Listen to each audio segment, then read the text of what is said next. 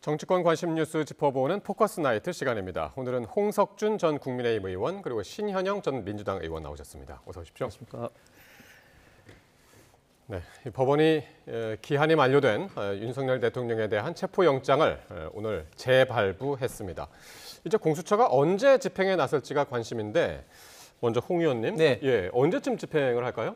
그래서 일단 이번에는 지난 첫 번째 체포영장하고는 달리 이 만료 기간이 언제다 이런 것도 없고 또 언제 집행할 거다 이런 어떤 없다기보다는 알려지지 않은 거죠. 그렇죠. 공개를 하지 않은 것 같습니다. 그리고 사실은 체포영장을 지난번처럼 공개적으로 하는 경우가 사실 극히 이례적입니다. 왜냐하면 체포영장은 알리지 않은 가운데서 이제 집행을 하는 건 이제 통상적인 사례이기 때문에 이번에 이제 연장한 어떤 그 이후에 언제 집행할 것인지에 대해서는 이제 공개하지 않고 비공개로 전격적으로 집행하지 않겠나 이런 생각이 듭니다. 그런데 저는 이 시점에서 좀 아쉬운 게 결국 이제 서부지법에서 계속 이제 하기 때문에 또 이제 서부지법 입장에서는 체포영장을 연장 안 할 수가 없겠습니다만은 그러나 지금 이런 어떤 중요한 사안에 대해서는 국민적인 갈등과 그리고 분란의 소지를 최소화해야 되는데 지금 현재 공수처가 내란 수사 어떤 그런 권한이 지금 없음에도 불구하고 계속해서 좀 밀어붙이고 있고 또 원래 공수처법에 중앙지법해야 되는데 또 서부 지법으로 지금 현재 영장 쇼핑, 판사 쇼핑을 좀 하고 있는 이런 비판을 좀 받고 있고 또 그 이외에도 지금 영장에 형사소송법 110조, 111조를 예외로 한다는 정말 이거는 입법자가 특별법 만드시 하는 이런 어떤 영장을 계속적으로 한다는 것 자체가 굉장히 분란의 소지가 많기 때문에 앞으로도 이런 어떤 문제에 대해서 두고 논쟁거리가 좀 될 것 같습니다. 어쨌든 영장 집행 시기는 전격적으로 할 것 같다라고 이제 말씀을 하셔가지고 사실 지난번에 공수처장이 예우를 갖춰서 하겠다고 그래서 어두울 때는 안 하는 거 아니냐 그래서 이제 보통 이제 낮으로 예상들을 했습니다만 이번에 어떻게 보십니까? 그렇죠. 그래서 사실 공수처가 공손처 아니냐 이런 비판도 받을 만큼 너무 이번에 능력도 없고 뭔가 수사 의지도 너무 없고 이런 부분에 있어서 여야의 질타를 공통적으로 받았기 때문에 이번에 재발부된 체포 시도는 아마 그래도 여러 가지 전략과 여러 가지 상황의 시나리오를 가지고 준비를 해야 된다라는 것이 오늘의 공수처장의 그런 사과에 비롯된 이야기라고 생각을 하고요. 실제로 공수처 수사단 자체만으로 하기에는 여러 가지 인원적인 한계나 물리적인 한계가 있기 때문에 결국에는 경찰과 같이 공동 대응을 할 수밖에 없는 것이고 공조원 자체에서의 경찰 협력을 통해 갖고 이번에 시도를 해야 된다는 것. 그리고 이번에 아마 저번에 첫 번째 체포영장 발부에서는 7일 정도 나왔는데 이번에 더 길어졌을 것이라는 예측이 되고 있습니다. 그렇기 때문에 빠르게 하되 신속하면서도 일사불란하게 해야 된다는 원칙 하에서 수단과 방법에서 총동원할 수밖에 없다. 그래서 첫 번째 체포 집행에서도 1차, 2차, 3단계의 그런 경호처에 그런 방어막이 있었는데 이런 것들을 어떻게 하면은 이번에는 제대로 실기하지 않고 또 대응을 할 것이냐에 대한 부분. 그리고 또 요즘에 또 제기되는 문제는 대통령이 도주할 가능성도 있다. 관저에서 뭔가 대피해서 관저에 없을 시나리오까지도 대비를 해야 되기 때문에 이럴 때 어떻게 철두철미하게 수색할 수 있을까에 대한 부분도 같이 고민해야 될 부분입니다. 그래서 그 문제도 사실 오늘 법사위에서 질의가 있었고 대통령이 없을 가능성 있냐? 그랬더니 그렇다고 또 이제 대답을 해서 근데 또 이제 막상 정말 진짜 2차로 집행에 나설 경우에 지금 관저 안에 지금 철조망도 설치가 돼 있고 차벽도 지금 이중으로 설치가 돼 있다고 지금 전해지고 있고요. 어떻게 보십니까? 이게 사실상 요새화가 돼 있고 체포가 더 어려워진 것 아니냐고 지금 알려지고 있는데요. 지금 대통령 관저와 그 부근은 철저하게 경호구역이고 또 경호구역의 어떤 근거는 단순하게 대통령이 거주하기 때문에 그런 것이 아니라 우리 대한민국의 가장 중요한 군사 보안 시설이 있는 곳입니다. 그렇기 때문에 당연히 경호처가 여기에 대한 어떤 통제를 좀 할 수밖에 없는 것이고 대통령이 없을 수도 있다 이런 어떤 이야기야말로 우리 대한민국의 국격을 스스로 지금 이제 저는 떨어뜨리는 것이다. 뭐 얼마 전에도 뭐 대통령 뭐 전용기가 떴다 뭐 이런 식으로 해서 대통령이 뭐 해외로 도주하는 게 아니냐 뭐 이런 식으로 어떤 그런 게 낫지 않습니까? 그런 식으로 저는 그렇게 비춰지는 것은 절대 우리 예. 대한민국 전체의 어떤 이익을 위해서 그리고 이미지를 위해서 좋지 않다는 말씀을 좀 드리고 또 한 가지 굉장히 또 민감한 문제는 이겁니다. 과거에 검찰에서 영장을 집행할 때는 과거의 검찰은 경찰 수사 지휘권이 있기 때문에 영장 집행에 경찰이 같이 갈 수 있었습니다. 그런데 지금은 검경 수사 조정권과 그리고 검수완박 이후로는 검찰조차도 영장 집행할 때 경찰이 가지를 못합니다. 검찰 수사관만으로 가능합니다. 그렇기 때문에 예. 이번에 공수처가 경찰의 어떤 협조를 예를 들면 뭐 질서 유지라든지 예. 이 정도는 모르겠지만 공수처가 경찰의 병력을 데리고 영장을 집행한 자체가 이것도 굉장히 좀 불법의 소지가 다분하고 논쟁이 굉장히 있을 수밖에 없다. 예. 이런 것도 명심해야 될 사항이기 때문에 굉장히 현직 대통령에 대한 영장 집행은 그렇기 때문에 굉장히 어렵다는 것입니다. 예. 그래서 이번 2차 집행도 역시 지금 말씀하신 것처럼 경호처에서는 불법으로 판단을 하고 철저하게 또 막을 가능성도 있어서 진짜 물리적 충돌도 지금 우려를 하고 있거든요. 예, 그렇죠. 뭐 지금 경호처는 대통령 호위무사로서의 개인 경호를 하는 거에 대한 상당한 문제 제기가 국민적으로 되고 있는 것인데 예. 결국에는 사법부에서 허용한 체포영장 그 허가 권한에 대해서 왜 위법하다고 하는 것인지 과연 정말 검찰 출신의 대통령과 그 주변의 경호처가 대한민국의 국법을 준수하고 있는 모습인지 비판을 받지 않을 수밖에 없고요. 특히 이번에 2차 체포 시도를 하게 되면 물리적인 충돌이 있을 수 있기 때문에 더욱더 준비를 더 첨예하게 할 필요가 있는데 그렇기 때문에 경찰과 공조하는 공수처가 공조본 자체에서 여러 가지 대비를 하는 것이고 실제로 경호처가 상당히 마지막 저지선까지 방어를 한다 그러면 현행범으로 체포할 수 있는 방안까지도 지금 경찰에서 오늘 이야기하는 것이 경찰의 본부장 이상, 부장급 이상의 그런 경호처의 대상자들에 대해서는 그런 체포영장 발부를 하는 상태에서 이제 관저에서 체포 시도를 할 것으로 예상이 되기 때문에 뭔가 사전에 좀 더 적극적으로 준비를 하고 이 저지선을 무너뜨리기 위해서 한 분 한 분에 대한 그런 방어막을 어떻게 보면 일사불란하게 물리력을 가동해서라도 할 수밖에 없는 그런 어려움이 있다는 것은 인지하고 준비를 해야 된다라고 생각합니다. 그 물리력이 어느 정도로 지금 예상이 되고 있냐면 지난번에 이제 5시간 반 만에 철수를 하지 않았습니까? 그래서 3박 4일 작전이라는 이야기도 나오고 경찰 특공대가 헬기를 타고 갈 수도 있다라는 이야기까지 지금 시나리오로 나오는 상황이어서 이게 현실적으로 가능한 건지 그리고 사실 그 철조망이 있기 때문에 지난번에는 뭐 도로가 막히면 그 옆으로 비탈을 이용해 가지고 갔다고 그러지 않습니까? 1차, 2차 저지선을 넘었다고 그러는데 그거를 대비해서 이제 철조망까지 쳐진 상황에서 어떻게 나올까요? 양측이?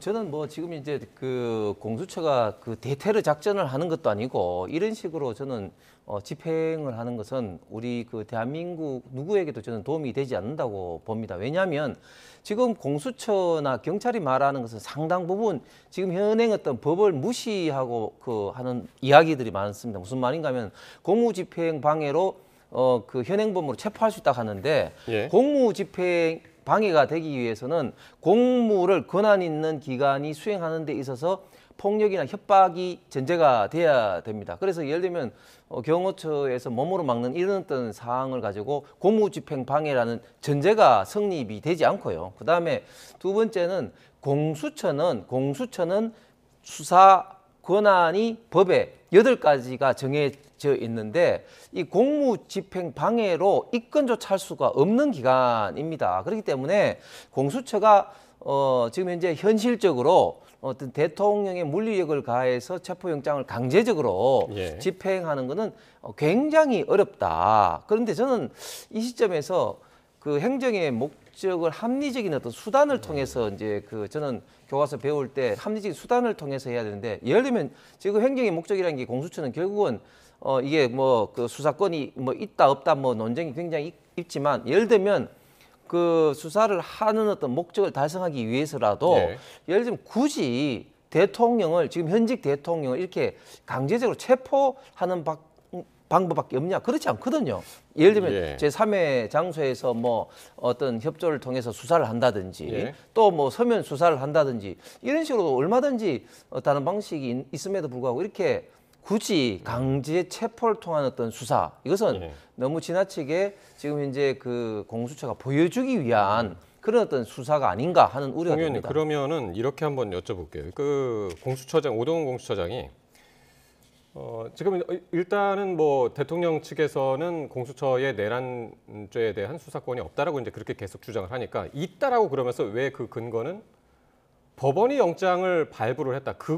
그것만으로도 권한이 있다라고 이야기를 했고 그래서 어쨌든 공권력이잖아요. 네. 공권력이 들어가니까 법적인 문제는 법으로 해결을 해야지 이게 물리력으로 막아서는 안 된다. 이런 논리에 대해서는 어떻게 보십니까? 일단 그 법원에서 그 지금 영장 발급 자체가 모든 것을 다 해결할 수가 없는 것이 네. 예를 들면 영장을 발부했다 가지고 본안 어떤 재판에서 반드시 다 이제 유죄가 되는 것이 아니죠. 이제 네. 영장을 발부했다는 것은 이제 최초로 이제 공권력 수사라든지 이런 것들이 이제 시작하는 그런 어떤 단계이기 때문에 뭐 제 말이 아니라 법원 행정처장조차도 이런 어떤 검찰, 공수처, 경찰의 이런 어떤 수사의 어떤 중복 내지는 이런 문제에 대해서 나중에 공소 유지라든지 이런 게 문제가 될 수도 있다고 국회에서 경고한 바가 있습니다. 그리고 예. 지금 이제는 이제 공권력 대 공권력이 지금 이제 부딪히는 형국입니다. 그러니까 무슨 말인가 하면 경호처도 지금 현행 법상 국가기관이죠. 예, 국가기관으로서 특히 이런 어떤 그 군사보호시설 구역으로 정해진 경호구역에 대해서는 통제와 보호를 해야 되는 그런 의무가 있습니다. 그런데 그것을 지금 영장에서 아주 예외적으로 제가 볼 때는 굉장히 월권이 많이 있는 형사소송법 110조, 111조 제외라고 딱 적혀버리니까 이 문제가 가장 핵심적으로 지금 현재 부딪히는 그런 어떤 상황인 것이죠. 예. 제가 좀 반론을 예, 해야 될 것 예, 같아서 말씀하시죠. 우선은 경호처의 의무는 대통령이 수사를 잘 받을 수 있도록 수사기관까지 이동을 하는 데 있어서의 이송의 안전성이나 보안을 지키면 그걸로 다 되는 거지 대통령으로서의 그런 내란죄를 지은 가능성이 높은 지금 수개범의 대상을 철저하게 방패하는 것은 아니다라는 거 말씀드리고 싶고요.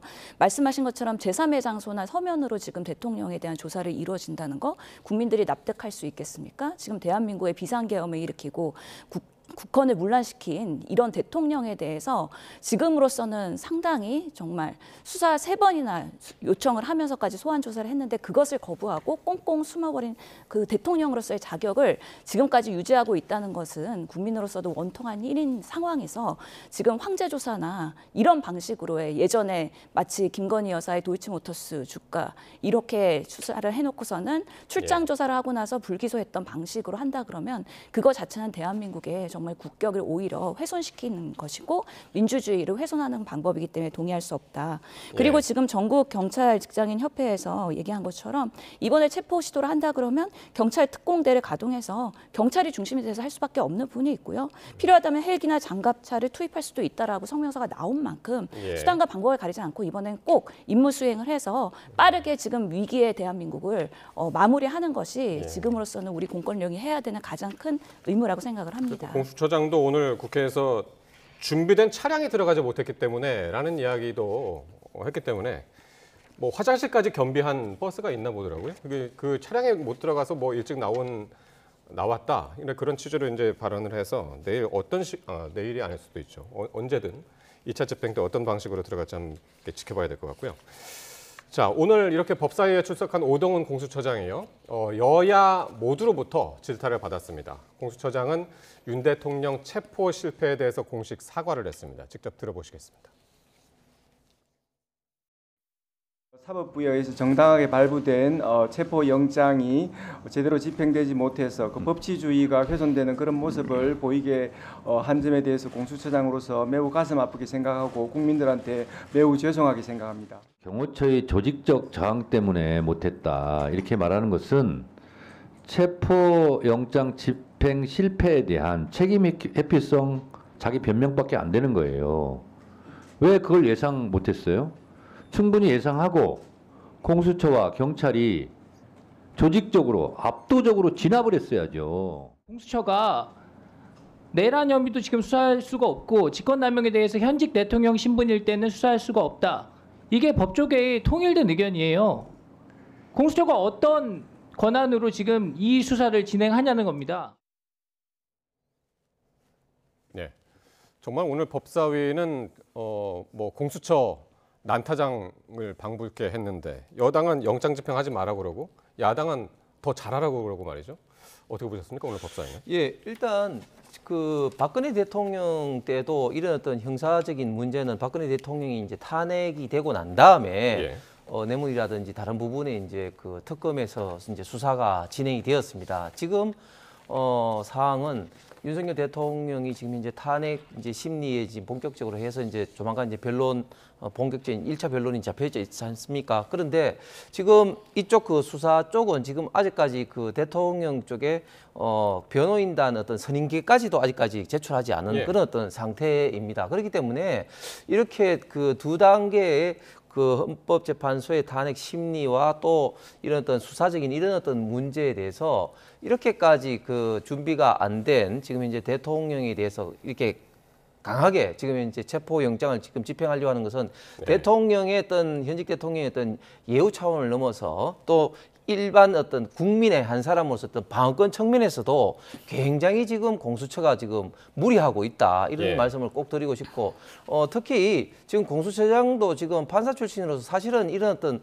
영장에 어떤 실제적인 어떤 집행 경험이 없는 분입니다. 그렇기 때문에 이런 어떤 영장 집행의 특히 어려움, 특히 지금 현재 공수처가 내란 관련된 수사 권한이 없음에도 이렇게 밀어붙였을 때 나중에 다가올 수 있는 어떤 후폭풍 그리고 경찰도 여기 개입했을 때 있던 나중에 어떤 문제 예. 이런 까지 좀 신중하게 판단을 해야 될 그런 중요한 시기입니다. 예. 어쨌든 근데 공수처장은 1차 집행을 실패한 것에 대해서 사과를 했고 또 마지막이라는 비장한 각오로 철두철미하게 준비하겠다라고 각오까지 다져서 일단은 하기는 하고 강도도 좀 더 세질 것 같은 그런 느낌인데요. 예, 그렇죠. 지금 뭐 공수처에 명운이 걸려 있다라고 봅니다. 그래서 체포 두 번째 시도가 제대로 되지 않으면 정말 여야 동일하게 공수처에 대한 문제점 그리고 존재에 대한 정체성의 문제 이런 것들이 추후에는 다시 제기될 분명히 문제 소지가 있기 때문에 예. 총력을 다할 수밖에 없다. 근데 말씀드린 것처럼 지난 2020년에 공수처법이 통과되고 나서 5년간 보면은 윤석열 정권 동안에 여러 가지 그 공수처의 검사 임명이나 이런 것들이 매우 지연되기도 하고 협조가 잘 안 됐었기 때문에 인력에 대한 부족, 예산의 부족 그런 것들이 계속 누적되어 왔었던 거고요. 예. 지금도 보면 수사부의 일부 조직들은 매우 구멍이 나 있는 상황입니다. 그렇기 때문에 검찰, 수사관 매우 부족한 상황에서 지금 예. 이렇게 하다 보니까 경험도 부족하고 사실은 무능했던 그런 부분에 있어서의 문제점들이 이번 사태를 통해서 드러나는 것이긴 하지만 예. 이번에 다시 한번 기회를 주고 정말 공수처장이 이렇게 결기를 갖고 하겠다고 했기 때문에 기대를 해보는 건데요. 그럼에도 불구하고 이번 수사를 정말 윤석열 대통령 그리고 이상민 행안부 장관 이 두 예. 명에 대한 수사를 지금 공수처에서 진행을 해야 되는 상황인데 과연 잘 할 수 있을지에 대한 걱정과 우려는 여전히 존재하는 상황이고 예. 정말로 그렇기 때문에 지금 공조본, 검찰 따로 이렇게 수사하는 방식을 빠르게 국회에서 특검을 통해서 할 수 있도록 하는 제도적인 그런 바탕을 만들어줘야 된다. 그러면서 저는 국민의힘 의원들께서 이번에 특검법에 내란 이거에 대한 특검법에는 같이 부응해서 빠르게 이런 위기를 회복할 수 있는 데 있어서 정치가 작동해야 되지 않을까 하고 간곡하게 요청을 드리고 싶습니다. 예. 민주당이 오늘 그러면서 이제 최상목 대행에 대해서도 오늘 직무유기 혐의로 이제 고발을 했는데 이유는 경호처 지휘권 발동을 해달라고 한 이 공수처의 요구에 응하지 않은 점 때문에 그랬거든요. 일단 탄핵이 거론됐었는데 일단 고발을 한 것 같습니다. 예, 오늘 고발을 했습니다, 민주당이. 사실 예. 저는 개인적으로 탄핵까지 이 상황에서 한다 그러면 너무 과하다라는 생각이 있는데요. 예. 여러 탄핵을 통해서 지금 그 대통령 권한 대항이 계속 바뀌는 것 자체가 대한민국의 그런 안전성에 있어서는 상당히 부담이 될 수밖에 없다. 그럼에도 불구하고 그렇다면 최상목 권한 대행이 예. 그 대통령으로서의 역할을 지금 잘 해야 되는데 여러 가지의 직무유기 같은 정말 판단을 하고 결재를 해야 되는 상황에서 하지 않은 것들이 상당히 있는 건데요. 실제로 이런 바탕에는 개업날 국무회의가 열렸을 때 최상목 권한대행은 참여를 했었고 실제로 강력하게 이런 계엄에 대해서는 반대를 했다고 하지만 사후에 그런 대통령이 주신 쪽지를 차관하게 전달하기도 하고 그러면서 재정 자금과 유동성 확보에 대한 그런 조문을 한 것으로 같이 내란에 가담한 거 아니냐에 대한 지금 의혹이 있는 대상자이고요. 그 이후에도 금융위원장과 한국은행 총재와 같이 비상입법 회의를 통해서 이런 비상계엄에 대한 시기에 경제가 어떻게 대처해야 되는가에 대한 회의를 한 거 아니냐에 대한 의혹도 있는 상황입니다. 예. 그리고 이번에 헌재위원회에 대한 임명에 있어서도 3명 중에서 2명만 임명한 것도 사실은 근거나 뭐 이렇게 법률에 대한 근거하지 않은 본인의 정무적인 판단인데 너무 여당 눈치를 보면서 지금 판단하고 있는 거 아니냐라는 부분에 있어서도 상당히 아쉬움이 있는 것이고 예. 체포영장이 발의된 그날 체포를 하러 간 그날에 대통령 경호처에 자제 명령을 내려야 함에도 불구하고 그런 대통령으로서의 권한을 사용하지 않은 부분 너무 수동적으로 대통령열이 하고 있는 거 아니냐에 대한 그런 경고성에 오늘의 고발이 있었다라는 걸 설명드리겠습니다. 그리고 오히려 공수처의 요구를 들어준 것이 아니라 이제 경호처를 지원해라라고 이제 경찰에 요구를 했는데 그걸 이제 경찰이 받아들이지 않았다라고 이제 오늘 기사들이 이제 많이 나오고 그랬습니다만은 어떻게 보십니까 최대행의 이런 행보? 아니 지금 그 최상목 그 대행이 사실은 그럴 수밖에 없는 게 지금 현재 네. 그 최상목 그 대행이 뭐 대통령 권한 대행의 뭐 대행의 대행인지 뭐 권한 대행인지 모르겠습니다만 하고 있지 않습니까? 그런데 여전히 윤석열 대통령은 지금 이제 직무가 정지됐을 뿐이지 지위는 여전히 대통령입니다. 대한민국 대통령입니다. 그런 어떤 대한민국의 대통령을 경호하는 경호처의 권한 대행이 과연 어떤 명령을 내릴 수 있나? 사실 명령을 법적으로 내리기가 굉장히 어렵습니다. 그렇기 때문에 거기에 대해서 그 민주당이 왈가왈부하고 뭐 지금까지 어떤 탄핵 중독에 걸린 것처럼 수많은 29명에 대한 어떤 탄핵을 했는데 지금은 왜 직무 위기 정도로 거쳤느냐? 제가 볼 때는 지난번 한덕수 권한 대행을 탄핵하고 난 다음에 후폭풍이 저는 굉장히 컸다. 예. 그래서 지금 이제 윤석열 대통령이 어떤 지지율, 국민의힘 지지율은 굉장히 올라오고 반면에 또 그 민주당의 지지율은 떨어지면서 거기에 대한 어떤 후폭풍의 있던 그런 어떤 저는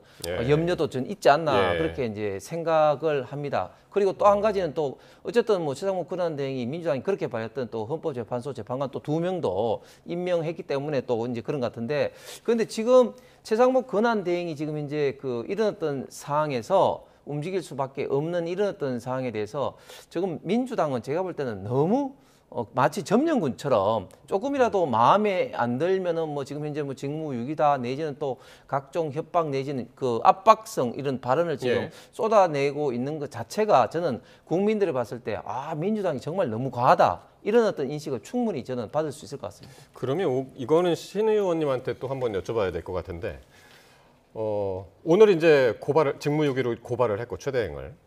근데 만약에 이번 2차 집행도 제대로 이루어지지 않을 경우 다시 탄핵까지 갈 수 있을까요? 어떻게 보십니까? 최상목 권한대행에 대한 탄핵 말씀하시는 거죠? 네. 뭐 지금으로 봤을 때는 쉽지는 않을 것 같은데 내부에서는 사실 필요성에 대한 목소리가 나오는 것도 사실입니다. 만약에 최상목 권한대행이 탄핵된다 그러면 그 다음의 순서는 이주호 장관이거든요. 예. 이주호 장관이 그 대안으로서의 그 권한대행을 제대로 할 수 있을 것이냐에 대해서 아마 민주당에서는 부정적인 판단이 더 클 거라고 생각하는 것이죠.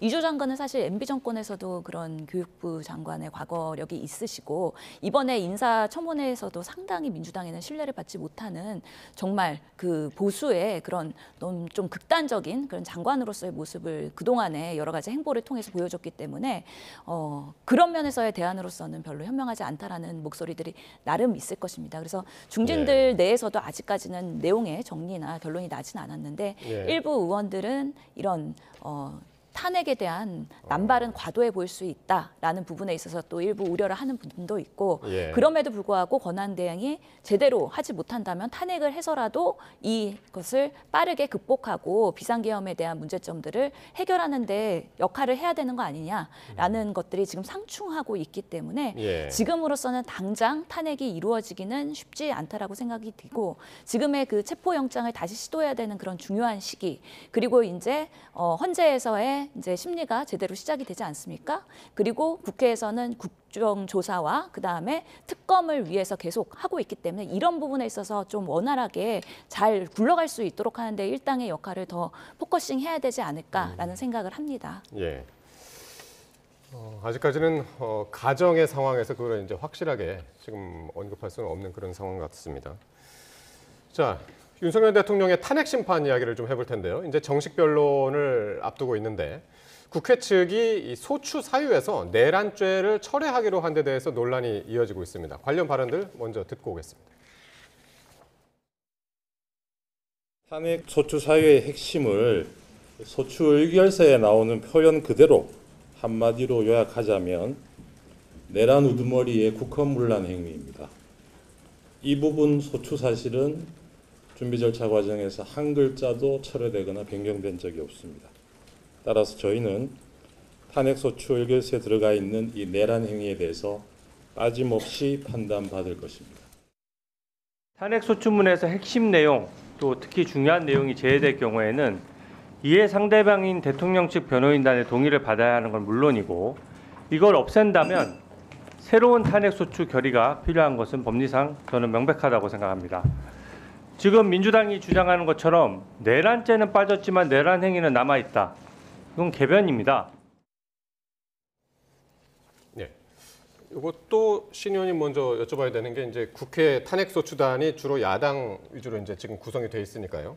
그러니까 소추단 측이 한 글자도 철회된 적이 없다. 탄핵 심판 절차에 맞게 헌법 위반에 집중해서 판단받겠다라는 입장이라고 그렇게 이제 요약이 될 텐데, 그거 좀 설명을 좀 더 부탁드립니다. 네, 실제로 변경된 부분은 내란죄라는 걸 내란 행위로 변경한 부분이기 때문에 내란죄가 완전히 빠졌다고 할 수는 없습니다. 그리고 헌법재판소에서의 그런 탄핵 심리는 헌법을 기준으로 하는 것이지 지금 내란죄냐 아니냐를 따지는 거는 이거는 형법에 대한 것입니다. 그렇기 때문에 형법에 대한 부분은 수사와 재판을 통해서 또 다툼이 있어야 되는 부분이고 헌법재판소에서는 헌법을 기준으로 해서 윤석열 대통령이 12월 3일 날 비상계엄을 선언하고 그 과정에서 집행했던 과정들이 과연 헌법에 위배되느냐 그렇지 않느냐를 보고 탄핵을 할 것이냐 말 것이냐에 대한 판단을 하게 되는 겁니다. 그렇기 때문에 이번에 그 헌재에서 따져야 되는 그런 심리 내용들은 비상계엄이 헌법에 적합하게 선포가 되었느냐, 그리고 국무회의가 제대로 이루어졌느냐, 그리고 만약에 비상계엄이 선언이 되게 되면 국회에 곧바로 통보하게 되어 있거든요. 그런 과정들이 있었느냐, 그리고 국회에 그렇게 침탈한 부분, 그리고 선관위의 부정선거의 음모론으로 침탈한 부분, 이런 부분에서는 적법했느냐, 이런 부분을 따지는 거기 때문에 이거 전체가 윤석열의 내란의 행위에 대한 것들을 따지는 행위인데, 다만 헌법의 기준으로 해야 시간이 많이 지연되지 않기 때문에 우리가 우려하는 것은 윤석열 대통령이나 아니면 그 변호인단 측에서 이제 내란죄냐 아니냐를 헌재에서 따지면서 많은 증거인들을 하면서 시간 끌기 작전을 최소화하자는 의도입니다. 그러니까 내란 행위 전체가 있긴 한데 거기에 대한 법적 잣대를 형법의 잣대를 대는 것이 아니라 헌법이라는 잣대로 대해서 판단을 구하겠다라고 지금 정리가 된 것 같습니다. 그 민주당은 이제 그렇게 보고 있는데 그게 그 굉장히 그 잘못된 이야기죠. 그 국민들을 호도하는 그런 이야기고, 왜냐하면 일단 첫 번째로 사실 첫 번째 그 12월 3일 비상계엄 이후로 이제 탄핵 소추 안에는 한 6가지가 있었습니다. 그 중에는 또 뭐 가치 외교라는 이름으로 미일만 친하고 뭐 중국, 러시아, 북한을 뭐 이렇게 적대시하는 이런 내용까지 있었는데 그거를 이제 빼고 2가지를 했었죠. 비상계엄에 관련된 거하고 그다음에 형법상의 이제 내란죄 2가지를 해서 이제 통과가 되었습니다. 그런데 지금 와서는 형법상의 내란죄는 이제 뺀다고 이야기를 합니다. 그렇게 하니까 당시에 찬성표를 했는 우리 그 국민의힘의 안철수 의원이라든지 김상욱 의원조차 지금 이제 기망당했다, 사기당했다, 사기 탄핵이다 이렇게 지금 비판을 하고 있는 겁니다. 재결해야 된다 그렇게 이야기하는 겁니다. 그러니까 그때 당시 사유를 뺀 것은 의결 과정에 있어서 굉장히 문제가 되는 어떤 사기성 탄핵일 수밖에 없어요. 두 번째는 지금 이제 결국 내란 행위 자체는 남아 있다고 이야기를 하는데 굉장히 그거는 법치주의를 무시하는 발언입니다. 왜냐하면 내란이라는 건 이건 국어적 그 개념이 아니라 결국 이제 법적인 개념이 있어야지 이제 이게 탄핵으로 이제 적용이 되는데 이 법적인 개념이라는 건 내란이라는 규정은 형법에 규정돼 있고 형법에 결국은 국토의 참전 혹은 국헌 문란을 목적으로 폭동을 일으키는 행위를 내란이라고 하고 있습니다. 그런데 그런 형법에 내란죄를 입증하기도 힘들고 시간이 이제 걸리니까 그 형법은 싹 빼고 내란 행위는 헌법으로 보겠다 이렇게 하거든요. 그러면은 헌법의 내란 행위라는 게 뭡니까? 아무런 규정이 없는 추상적인 개념인 겁니다. 예를 들면 그 국무회의를 원래는 30분 하는 것을 5분 하는 게 이게 과연 그러면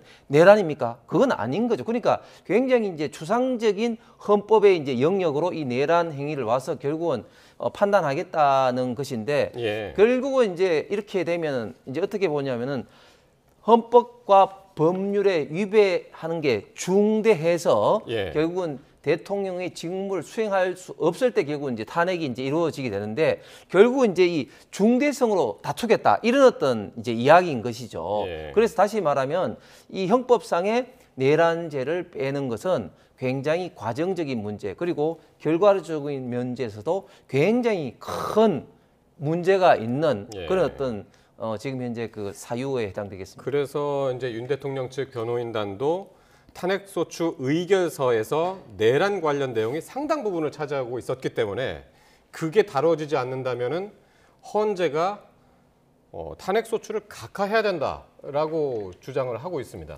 그런데 헌재는 그건 재판부가 판단할 문제다라고 일단 입장을 냈습니다. 네, 궁극적으로는 재판부에서 판단할 겁니다. 헌재에서 판단을 존중하면 되는데 여야가 지금 다시 이렇게 정쟁화되고 있는 건 매우 안타깝다는 생각이 들고요. 박근혜 대통령 탄핵 당시에도 강요죄를 뺐습니다. 권성동 소추위원장의 주장으로. 이번에 2017년에 정청래 의원이 맡은 그 역할이었죠. 2017년에 권성동 위원은 빼도 된다라고 했고 의결 필요 없다고 했는데 지금은 180도 반대로 이야기하고 있는 거 보면 본인의 유불리에 따라서 주장을 하고 있는 것으로 보이기 때문에 저는 헌재가 판단할 것이다. 그리고 그 판단을 존중하면 된다라고 생각을 합니다. 그러니까 이게 결국에는 헌재가 빨리 탄핵에 대한 결정을 내려야 된다라는 취지로 일단 탄핵소추단이 이야기를 하는데 거기에 대한 해석을 이재명 대표의 조기 대선을 위한 꼼수 아니냐 이게 국민의힘의 주장이죠. 뭐 당연히 그렇게 생각할 수밖에 없는 거죠. 결국은 이게 만약에 이재명 대표의 지금 항소심이라든지 사법 리스크가 없으면 이렇게 서두를 이유가 전혀 없는 것이죠. 이렇게 되면은 뭐 결과도 사실은 어떻게 보면 좀 뭐 그 전에 비해서는 탄핵이 기각될 가능성이 훨씬 더 커지기 때문에 그런데 조금 전에 우리 신의원께서 말씀하신 과거 2017년도 박근혜 대통령 탄핵도 그렇다는데 그때와는 완전히 상황이 다른 게 그때는 한 탄핵 사유가 한 9가지 정도 있어서 한두 가지가 빠지더라도 큰 어떤 영향이 없는데 지금은 딱 2가지 탄핵 사유 중에 가장 중요한 형법상의 내란죄를 이제 빼버린 거니까 그때 상황과는 완전히 다르다. 그다음에 또 다른 건 뭐냐면은 그때 사유는 사실은 이제 그 대통령의 예를 들면 뭐 박근혜 대통령의 뇌물이라든지 뭐 이런 어떤 부분에 대해서는 그 현직 대통령이기 때문에 수사를 진행할 수가 없는 상황이거든요. 그렇기 때문에 빠지더라도 별 관계가 없는데 지금 이 내란죄는 현직 대통령임에도 불구하고 지금 뭐 공수처다 뭐다 지금 이제 수사를 진행하고 있지 않습니까? 그렇기 때문에 이것을 뺀다는 것은 지금 2017년도 박근혜 대통령 탄핵 때와는 완전히 지금 이제 다른 어떤 상황입니다. 뭐 이재명 대표의 그런 조기 대선과 상관없이 지금의 위기를 구하기 위해서 특히 지금 트럼프 대통령이 이제 취임을 할 상황에서 대한민국의 그런 외교나 국방에 있어서의 그런 역할을 전혀 못하고 있는 부분에 있어서도 빨리 이 사안을 정리하고 새로운 대한민국을 만들어야 된다. 그래서 대통령에 대한 그런 조기 대선은 꼭 필요한 부분이라고 생각이 들고요. 특히나 민생 경제가 하루하루 힘들기 때문에 이런 부분이 정리되어야지 그런 뭔가 코리아 리스크에 대한 부분이 충분히 예측 가능하게 바뀐다는 부분입니다. 그리고 저는 그 불법적인 비상계엄의 과정에서 보면 충분히 탄핵에 대한 이유는 차고 넘치기 때문에 그런 공방을 하는 것 자체가 불필요하다. 국민들이 원하는 방식으로 그리고 헌재가 판단할 것이다. 그거에 맡기면 된다라고 생각을 합니다. 마치기 전에 요건 하나 좀 더 여쭤봐야 될 것 같아서요. 그 영장 집행과 관련해 가지고 체포영장 집행 어제였죠? 여당 의원들 40명 넘게 관저에 집결을 했었는데 거기에 대해서 이제 많은 분들이 이제 그 현상 자체에 대해서 이제 많은 논란이 있었고 우려의 목소리도 있었고 이번에는 어떨까요? 어떻게 보십니까? 그렇죠. 이번에 결국 국회에 뭐 특검이라든지 뭐 특급 표결이라든지 이런 게 뭐 있을 때냐 없을 때냐 어떤 상황에 따라서 다를 것 같고, 그리고 지금까지는 지금 대통령의 어떤 지지율이 이제 그 뭐 좀 낮은 상태지만 최근에 계속해서 좀 상승함으로써 결국은 이제 대통령을 지켜야 된다는 이런 어떤 그 의사가 그 윤석열 대통령을 지지하는 우파 보수 국민들의 어떤 요구가 굉장히 지금 이제 많이 분출하고 있는 그런 어떤 상황입니다. 그래서 지금 이제 그 한남동 관제에도 이 추위에도 지금 이제 수만 명이 지금 이제 밤을 새우고 있는 그런 어떤 상황이기 때문에 그런 어떤 지지자들의 요구를 결국은 뭐 받을 수밖에 없다. 결국 뭐 정치에서는 뭐 지지율이 깡패란 말도 있지만 그런 어떤 상황에서 뭐 당 차원은 아닙니다만은 그 국회의원들 중에 일부가 지금 그 관저 지키는 어떤 대열에 지금 이제 동참을 하시고 있는 것 같습니다. 그래서 이제 영남이나 강원권 의원들이 이제 주로 참여를 하지 않았냐. 근데 이런 얘기도 나옵니다. 그 시기, 그 체포영장을 집행하는 시기와 2차 집행 시기와 관련해서 국민의힘 의원들이 사실 저 관저 앞에 저렇게 모여 있으면은 그 집행을 하기가 상당히 부담스럽기도 하기 때문에 내일 쌍특검법 그 재표결이 있는 날 아닙니까? 그래서 내일 혹시 그 시기가 맞춰지는 것이 아니냐 이런 해석도 나옵니다. 예, 본회의가 있는 때는 의원들이 다들 국회에 있을 것이기 때문에 아무래도 그런 부분에 있어서는 자유롭지 않는가라는 것 때문에 예측이 되고 있는 건데요. 실제로 내일 집행이 이루어질지는 내일 가봐야 되는, 정말 요즘에는 내일의 뉴스를 예측할 수 없는 정말 암흑한 시대에 살고 있고, 이 44인의 국민의힘 의원 역사에 박제될 겁니다. 윤석열 내란 수계를 호위하기 위해서 관저를 지키는 모습 정말 아름답지 못합니다. 그리고 정말 보수의 강성 지지층을 따라서 정치하는 저런 뭔가 본인의 주관이 없는 정치를 위한, 그리고 직업 정치인의 모습을 보인 거에 대해서 매우 안타깝다는 생각이 들고요. 특히나 많은 중진 의원들이 저런 분위기를 주도하면서 국민의힘을 끌고 가고 있기 때문에 앞으로 국민의힘은 상당히 국민들한테 역사의 심판을 받을 것이고, 추후에는 위원정당으로 정말 쪼그라지는 그런 처참한 결과를 가져올 수도 있겠다라는 좀 안타까움도 있습니다. 예, 알겠습니다. 두 분 말씀 오늘 여기까지 듣도록 하겠습니다. 홍석준, 신현영 전직 두 의원과 말씀 나눴습니다. 고맙습니다.